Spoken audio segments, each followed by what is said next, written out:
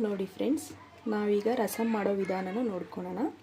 ಒಂದು ಬೆಳ್ಳುಳ್ಳಿ ಹೆಸಳು, ಜೀರಿಗೆ, 1 ಸ್ಪೂನ್ ಮೆಣಸು, ಕರಿಬೇವಿನ ಸೊಪ್ಪು, ಕೊತ್ತಂಬರಿ, 1 ಟೊಮೊಟೊ ಮತ್ತು ಸಾಸಿವೆ, 4 ಹಸಿಮೆಣಸು, 1 ನಿಂಬೆಹಣ್ಣಿನಷ್ಟು ಗಾತ್ರದಷ್ಟು ಹುಣಸೆಹಣ್ಣಿನ ರಸ. ಮೊದಲು ಒಂದು ಪುಟಾಣಿ ಜಾಣಿಗೆ ಮೆಣಸು, ಜೀರಿಗೆ, ಬೆಳ್ಳುಳ್ಳಿ ಎಲ್ಲ ಹಾಕಿಬಿಟ್ಟು ತರಿಯಾಗಿ ಕುಟ್ಕೋಬೇಕು. ಫ್ರೆಂಡ್ಸ್, ನಾವು ಮೆಣಸು, ಬೆಳ್ಳುಳ್ಳಿ ಮತ್ತು ಜೀರಿಗೆಯನ್ನು ತರಿಯಾಗಿ ರುಬ್ಕೋಬೇಕು.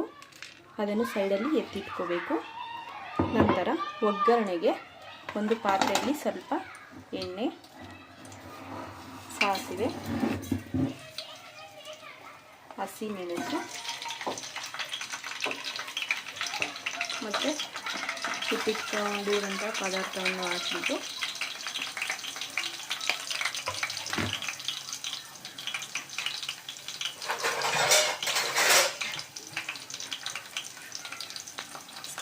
ಚೆನ್ನಾಗಿ ಫ್ರೈ ಮಾಡ್ಕೋಬೇಕು. ನಂತರ ಕಟ್ ಮಾಡಿರುವಂತಹ ಟೊಮೊಟೊ ಹಾಕಬೇಕು.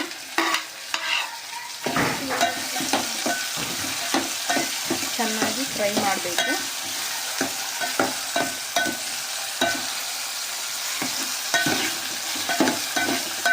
ನೋಡಿ ಫ್ರೆಂಡ್ಸ್, ಈ ಥರ ಫ್ರೈ ಮಾಡ್ಕೋಬೇಕು. ನಂತರ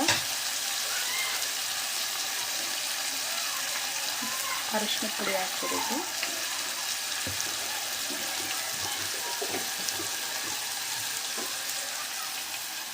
ಆಮೇಲೆ ಹುಣಸೆಹಣ್ಣಿನ ರಸ ಹಾಕ್ಕೋಬೇಕು. ಆನಂತರ ಚೆನ್ನಾಗಿ ಫ್ರೈ ಮಾಡ್ಕೋಬೇಕು.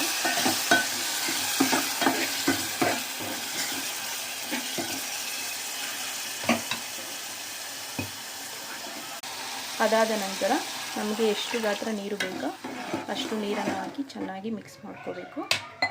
ನಂತರ ಕಟ್ ಮಾಡಿರುವಂತಹ ಕರಿಬೇವಿನ ಸೊಪ್ಪು, ಕೊತ್ತಂಬರಿ ಹಾಕ್ಬಿಟ್ಟು ರುಚಿಗೆ ತಕ್ಕಷ್ಟು ಉಪ್ಪು ಸೇರಿಸಬೇಕು.